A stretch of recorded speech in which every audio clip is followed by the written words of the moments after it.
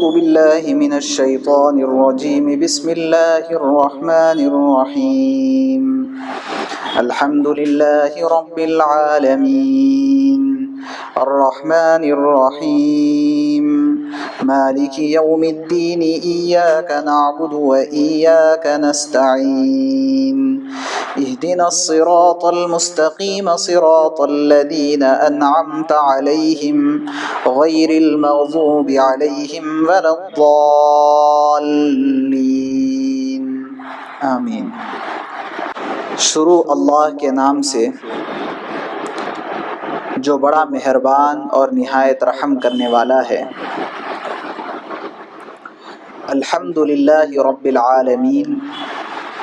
الحمد تمام تعریفیں اللہ کے لیے ہے جو تمام جہانوں کا پروردگار ہے۔ الرحمن الرحیم، جو بڑا مہربان اور نہایت رحم کرنے والا ہے۔ مالک یوم الدین، جو روز جزا کا مالک ہے۔ ایاک نعبد، اے اللہ ہم آپ ہی کی عبادت کرتے ہیں۔ وَإِيَّاكَ نَسْتَعِينُ، اور اے اللہ ہم آپ ہی سے مدد طلب کرتے ہیں۔ اهدنا الصراط المستقیم، آپ ہمیں سیدھا راستہ دکھلا دیجئے۔ صراط الذین انعمت علیہم، ان لوگوں کا راستہ جن پر آپ نے انعام کیا ہے۔ غیر المغضوب علیہم، نہ کہ ان لوگوں کا راستہ جن پر آپ کا غضب ہوا، اور نہ ان کا راستہ جو گمراہ ہوئے۔ بسم اللہ الرحمن الرحیم سے متعلق کل تفصیل سے بات سامنے آئی ہے، اور مسلم شریف کی یہ روایت بھی گزری ہے کہ رسول اللہ صلی اللہ علیہ وسلم نے اس سورت کی فضیلت کے سلسلے میں فرمایا کہ جب بندہ سورہ فاتحہ پڑھتا ہے تو اللہ سے گویا کہ ہم کلام ہوتا ہے، اور اللہ تبارک و تعالیٰ اس کی بات کا جواب دیتے ہیں۔ چنانچہ جب بندہ الحمدللہ رب العالمین کہتا ہے تو اللہ تبارک و تعالیٰ اس کے جواب میں کہتے ہیں کہ میرے بندے نے میری تعریف کی۔ جب بندہ کہتا ہے الرحمن الرحیم تو اللہ تبارک و تعالیٰ کہتے ہیں کہ میرے بندے نے میری حمد و ثنا بیان کی۔ جب بندہ کہتا ہے مالک یوم الدین تو اللہ اس کے جواب میں فرماتے ہیں کہ میرے بندے نے میری بزرگی بیان کی۔ اور جب بندہ کہتا ہے ایاک نعبد و ایاک نستعین تو اللہ تبارک و تعالیٰ اس کے جواب میں کہتے ہیں کہ یہ آیت میرے اور میرے بندے کے درمیان تقسیم ہے کہ میرے بندے کا کام عبادت کرنا ہے اور میرا کام اس کی مدد کرنا ہے۔ اس کے بعد سے لے کر کے اہدنا الصراط المستقیم سے ولا الضالین تک جب بندہ پڑھتا ہے تو اللہ تبارک و تعالیٰ اس کے جواب میں کہتے ہیں کہ میرے بندے نے مجھ سے دعا مانگی ہے، اور وہ جو مجھ سے مانگتا ہے میں اس کو قبول کروں گا۔ اور چنانچہ اسی قبولیت کے نتیجے میں کہ بندے نے ہدایت کی دعا مانگی ہے، اللہ تبارک و تعالیٰ نے پوری کی پوری کتاب ہدایت نازل فرما دی، اور الف لام میم سے لے کر کے والناس تک اس کے بعد سے پورا قرآن پاک اترا ہے اسی ہدایت کی دعا کی قبولیت میں۔ یہ حدیث مبارکہ جو ابھی ذکر کی گئی ہے یہ کل بھی آپ کے سامنے آئی ہے، لیکن چونکہ سورہ فاتحہ سے خصوصی طور پر اس کو مناسبت ہے، اس وجہ سے دوبارہ اس کو ذکر کیا گیا۔ اب آج سب سے پہلی آیت اور آیت کا پہلا جملہ جو اللہ نے بیان فرمایا ہے وہ الحمد۔ حمد دراصل تعریف کو کہتے ہیں، اور اس تعریف کے کلمے پر اللہ نے الف لام کو داخل کیا ہے اور الحمد کہا۔ الحمد کا مطلب ہے تمام کی تمام تعریفیں۔ اس کو عربی میں کہتے ہیں کہ یہ الف لام استغراقی ہے۔ استغراق کا مطلب یہ ہے کہ جس پر یہ الف لام داخل ہوتا ہے اس کے تمام اجزاء کو شامل کرنے کے معنی دیتا ہے۔ لہٰذا تعریف جس حیثیت کی ہو اور جس طرح کی تعریف ہو، وہ ساری کی ساری تعریف دراصل للہ، اللہ کے لیے ہے، یعنی ساری تعریفوں کے قابل اللہ کی ذات ہے۔ اور ظاہر بات ہے کہ ہم بھی دنیا کے اندر یہ دیکھتے ہیں کہ کسی شخص نے کسی تصویر کی تعریف کی کہ تصویر بہت پیاری ہے، بہت اچھی تصویر ہے، اور کسی نے کسی عمارت کی تعریف کی کہ عمارت بہت عمدہ ہے، تو عمارت کی تعریف دراصل اس عمارت کے بنانے والے اور اس کا پلان دینے والے کی تعریف ہے، اور تصویر کی تعریف کے پیچھے دراصل مصور کی تعریف چھپی ہوئی ہے کہ تصویر کو بنانے والے نے بہت عمدہ تصویر بنائی ہے۔ جب یہ ایک کامن سینس ہے، لوگ بہت آسانی کے ساتھ اس چیز کو سمجھتے ہیں کہ جس چیز کی تعریف کی جا رہی ہے دراصل وہ اس چیز کی نہیں، اس کے پیچھے اس چیز کو بنانے والے، اس کو تیار کرنے والے اور اس کو اس مقام پر پہنچانے والے کی تعریف ہے۔ جب یہ اتنا عام انداز میں بات سمجھ میں آ سکتی ہے تو ہم دنیا اور دنیا کے اندر پائے جانے والے جتنے قابل تعریف چیزیں ہیں ان پر غور کریں کہ یہ دریا ہے، یہ پہاڑ ہے، یہ سمندر کی موجیں ہیں، یہ پرندے ہیں، یہ چرند ہے، یہ باغات ہے لہلہاتے ہوئے اور یہ کھیتیاں ہیں، اور یہ ہموار زمین ہے، یہ بڑی عمدہ منزلیں اور بڑے عمدہ گھر اور عمدہ جانور، اور اس کے علاوہ ساری کی ساری چیزیں جو زمین کے اوپر پائی جاتی ہیں، اور یہ مزین آسمان، اور اس کے علاوہ جتنی چیزیں بنی ہوئی ہیں جو بندوں نے اپنے ہاتھوں سے بنائی، بندوں نے اپنے دماغ کو استعمال کیا اور وہ دماغ کو استعمال کر کے مختلف قسم کی پلاننگ کی اور اس کے بعد مختلف اشیاء کو وجود بخشا، ان تمام چیزوں کے پیچھے اگر ہم غور کریں گے تو اللہ تبارک و تعالی ہی کی ذات کار فرما ہے۔ بنیادی طور پر یہ کہ جتنے انسان کی استعمال کی چیزیں ہیں، چونکہ انسان مٹی سے بنا ہے تو یہ ساری کی ساری انسان کی استعمال کی چیزیں بھی اللہ تبارک و تعالیٰ نے مٹی کے ذریعے سے وجود بخشا ہے۔ اب ہم کوئی بھی چیز دیکھ لیں، ایک بہت عمدہ کار ہمارے سامنے ہو، اس کے اندر لگی ہوئی جتنی چیزیں ہیں، لوہا ہے وہ مٹی سے نکلا ہے، کپڑا ہے وہ مٹی سے نکلا ہے، اس کے اندر لیدر لگا ہوا ہے وہ مٹی سے نکلا ہے، پلاسٹک ہے وہ مٹی سے نکلا ہے، لکڑی ہے کہ وہ مٹی سے نکلی ہے، اس کے اندر کام کرنے والا انجن ہے وہ مٹی سے نکلا ہے اور مٹی ہی کے اجزاء کے ذریعے سے وہ بنا ہے، اور اس کا ایندھن جس کی طاقت سے وہ کار چل رہی ہے، پیٹرول ہو کہ ڈیزل ہو، وہ اللہ تبارک و تعالیٰ نے مٹی سے نکالا ہے۔ جتنی چیزیں ہم زمین کے اوپر دیکھتے ہیں، آسمان کے نیچے دیکھتے ہیں، یا آسمان کے اوپر کی جتنی مخلوقات ہے، فضاؤں کی جتنی مخلوقات ہے، ہم جو یہ جہاں کے اندر رہتے ہیں، اس کے علاوہ اور جتنے جہاں ہیں اور جتنے عالم ہیں، وہ تمام کے تمام عالم چونکہ اللہ کے بنائے ہوئے ہیں، اس لیے ساری کی ساری تعریف کا دار و مدار ایک اکیلے اللہ پر جا کر کے رکتا ہے۔ یہ کتنی عمدہ اور وجیز مثال اللہ نے دی ہے، اور کتنا عجیب انداز اللہ نے اختیار کیا ہے کہ انسان اس دنیا کے اندر آ کر کے کثرتوں کے اندر گم ہو جاتا ہے، کہ کتنی کثرتوں کے اندر انسان بھٹکا ہوا ہے، اور یہ مختلف چیزوں کے اندر انسان پھنسا ہوا ہے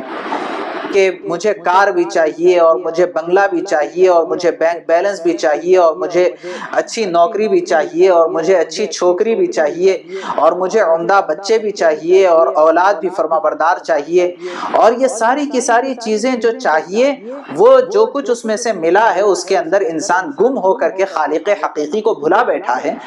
لیکن اگر یہ ایک آیت اگر کسی انسان کو سمجھ میں آ جائے تو اس کو یہ بات سمجھنا آسان ہے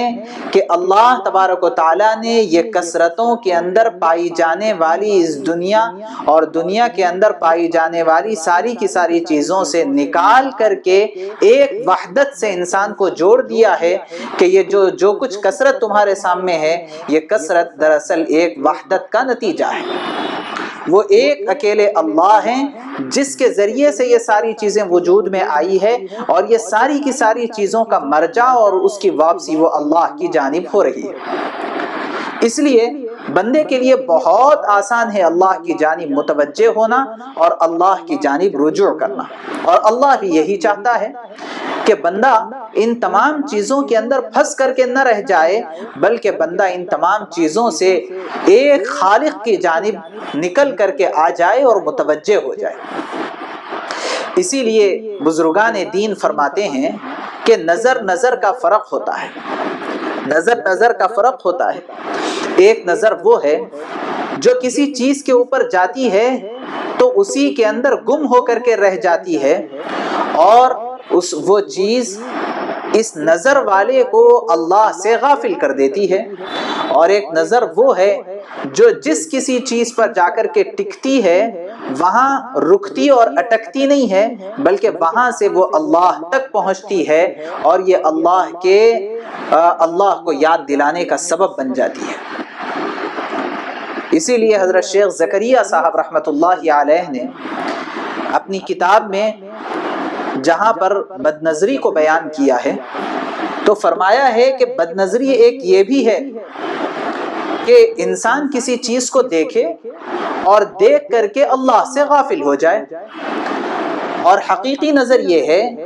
کہ انسان کسی چیز کو دیکھے اور دیکھ کر کے اس کے اندر اللہ کو بھی دیکھے، یعنی اللہ کی قدرت کو سمجھے اس کے ذریعے سے اور اللہ کو یاد کرے۔ یہی وجہ ہے کہ اس کے ذریعے سے ذکر قلبی کی توفیق ہوتی ہے، چونکہ جب بندہ اپنے اوپر اس کی محنت کرتا ہے تو اس کے نتیجے میں اس کا فائدہ یہ ہوتا ہے کہ جس چیز کے اوپر نظر پڑ رہی ہے اس سے اس کو اللہ یاد آ رہا ہے، تو زمین کے اوپر پائی جانے والی ہر چیز، آسمان کے نیچے پائی جانے والی تمام کی تمام چیزیں، بلکہ اس کا سونا بھی، اٹھنا بھی، اور اس کے سارے کام کاج سب کے سب ذکر بنتے ہیں، اور یہ ساری کی ساری چیزیں اس کے لیے تسبیح کے دانے بن جاتے ہیں، کیونکہ جس چیز پر نظر جاتی ہے وہ چیز اس کو اللہ کی یاد دلاتی ہے۔ تو سارا کا سارا عالم اس اللہ والے کے لیے تسبیح کے دانے ہیں۔ اور ایک وہ شخص ہوتا ہے کہ اس کو اللہ کی مخلوقات تو بہت دور کی بات ہے، عبادات کے اندر اللہ کے سامنے کھڑے ہوئے بھی، اور اللہ کے بندوں اور اللہ کے نیک بندوں کی مجلسوں کے اندر شریک ہو کر کے بھی، اور مساجد کے اندر جا کر کے بھی، قرآنی حلقوں کے اندر بیٹھ کر کے بھی، احادیث کے درس کو سن کر کے بھی، جب بھی اللہ یاد نہیں آتے ہیں تو یہ اللہ سے غفلت کی انتہا ہے۔ اللہ تبارک و تعالیٰ نے اس آیت کے پہلے جملے کے اندر اس بات کو سمجھایا ہے کہ دراصل یہ ساری جو کثرت ہے، یہ کثرت ایک وحدت کی جانب متوجہ ہے۔ اس لیے اللہ نے فرمایا تمام تعریفیں اللہ کے لیے ہے۔ کیوں اللہ کے لیے ہے؟ اس کی یہ گویا کہ اللہ نے دعویٰ کیا، تو اب یہ دعوے کے لیے دلیل کی بھی ضرورت ہے کہ بھئی ہر چیز، جو چیز بھی قابل تعریف نظر آ رہی ہے اس کی تعریف کے پیچھے اللہ کی تعریف چھپی ہوئی ہے، تو ایسا کیوں؟ اور پھر جب ایسا ہے تو قابل عبادت بھی وہی ذات ہونی چاہیے۔ تو جب تمام تعریفیں اللہ کے لیے ہے تو ایسا کیوں؟ تو فرمایا اللہ نے آگے رب العالمین، اس وجہ سے کہ اللہ تمام جہانوں کا پروردگار ہے، پالنہار ہے، اور تمام کے تمام جہاں اللہ تبارک و تعالیٰ کے محتاج ہے، اللہ کے حکم کے تابع ہے۔ رب کہتے ہیں جو ہر وقت اور ہر موقع کی ضرورت کو سمجھ کر کے اس ضرورت کی تکمیل کا اس جگہ، اس موقع پر انتظام کرے، اس کو رب کہتے ہیں۔ چنانچہ مچھلی کی ضرورت پانی میں پوری ہو رہی ہے، پرندے کی ضرورت ہوا میں پوری ہو رہی ہے، اور انسان کی ضرورت زمین پر پوری ہو رہی ہے، اور جو جہاں کہیں ہے اس کی ضرورت، اس کا رزق اللہ وہاں پہنچا رہے ہیں۔ چنانچہ ایسے بہت سارے واقعات ہیں۔ علامہ آلوسی رحمۃ اللہ علیہ نے اپنی مشہور و معروف تفسیر روح المعانی کے اندر ایک واقعہ بیان کیا ہے آیت پارے 12 کی پہلی آیت وَمَا مِن دَابَّةٍ فِي الْأَرْضِ إِلَّا عَلَى اللَّهِ رِزْقُهَا، جتنی چیزیں زمین کے اوپر ہیں اور زمین پر رینگنے والی ہیں ان تمام کی تمام چیزوں کی روزی کی ذمہ داری اللہ پر ہے۔ اس آیت کے ذیل میں ایک واقعہ نقل کیا حضرت موسیٰ علیہ السلام کا کہ حضرت موسیٰ علیہ السلام نے اللہ سے پوچھا کہ اللہ آپ تمام مخلوق کو روزی کیسے پہنچاتے ہیں؟ اور مجھے اس پر تعجب ہوتا ہے چونکہ کلیم اللہ تھے، اللہ سے ہم کلامی کا شرف آپ کو نصیب ہوتا تھا۔ تو پوچھا تو اللہ نے فرمایا کہ اے موسیٰ تمہارے ہاتھ میں عصا ہے اور تمہارے سامنے فلاں پتھر ہے، اس پتھر اور اس چٹان کے اوپر اس عصے سے مارو۔ تو حضرت موسیٰ علیہ السلام نے مارا تو اس پتھر کی ایک پرت اڑ کر کے گر گئی۔ کہا ایک اور ضرب لگاؤ، تو دوبارہ ایک اور پرت اڑی اور اڑ کر کے بازو گر گئی۔ کہا کہ ایک اور ضرب لگاؤ۔ حضرت موسیٰ علیہ السلام نے جب تیسری ضرب لگائی تو ایک پرت پتھر کی اڑی اور اس کے اندر دیکھا کہ ایک چھوٹا سا کیڑا جس کے منہ میں ہرا بھرا پتا ہے، وہ کیڑا اندر پتھر میں بیٹھا ہوا ہے اور اس کے منہ میں اس کی غذا ہے اور وہ وہاں اللہ کے ذکر کے اندر مشغول ہے اور کہہ رہا ہے اللہم انک تسمع کلامی، اے اللہ آپ کی ذات وہ ہے کہ آپ میرے کلام کو سنتے ہیں، وترا مکانی، اور آپ میرے مکان اور میری جگہ کو دیکھ رہے ہیں، وتعلم سری، اور آپ میرے پوشیدہ رازوں کو بھی جانتے ہیں، وعلانیتی، اور جو علانیہ ہے اس کو بھی جانتے ہیں۔ تو یہ ذکر اور یہ دعا وہ کیڑا اتنی اندر کر رہا ہے۔ حضرت موسیٰ علیہ السلام حیرت زدہ ہو گئے کہ اندر جانے کی کوئی جگہ تو نظر نہیں آ رہی ہے کہ اتنا اندر یہ کیڑا پہنچا کہاں سے، اور پھر وہ پہنچا ہے وہاں پر تو اتنا ہرا بھرا پتا اس کے منہ میں آیا کہاں سے۔ لیکن اللہ نے اپنی قدرت کا کرشمہ دکھلایا کہ جس کو جہاں جس چیز کی ضرورت پیش آتی ہے اللہ اس کو وہ روزی وہاں پہنچاتے ہیں۔ یہ ربوبیت ہے، اور اسی طرح اللہ تبارک و تعالیٰ تمام کے تمام جہانوں کو پالنے والے ہیں۔ جب اللہ یہ ہر چیز کے پالنہار ہیں تو ظاہر بات ہے تمام کی تمام تعریفات اللہ ہی کے لیے ہے۔ جب اللہ ہی کے لیے تمام تعریفات ہے تو عبادت کے لائق وہی ذات ہو سکتی ہے جو ان تمام تعریفات کی مستحق ہے، ورنہ جس کے اندر کوئی کمال ہی نہ ہو اور جس کے اندر عاجزی اتنی زیادہ ہو کہ وہ اپنے سامنے جو مٹھائی رکھی ہوئی ہے وہ مٹھائی سے مکھی جو اس کا ذرہ اٹھا کر کے لے جا رہی ہے اس مکھی کو روک نہ سکے، جو اتنے عاجز ہو وہ کہاں تعریف کے قابل۔ اللہ کا بہت بڑا فضل اور کرم ہے کہ اللہ نے ہمیں ایسے رب کی عبادت کی توفیق مرحمت فرمائی اور مسلمانوں میں اللہ نے ہمارا شمار فرمایا ہے۔ اس وجہ سے اللہ کی وحدانیت اور قدرت کو سمجھنا اور قرآن پاک کے ذریعے سے اللہ تبارک و تعالیٰ کی معرفت کو حاصل کرنا یہ ہماری اولین ذمہ داری ہے۔ وما علینا الا البلاغ۔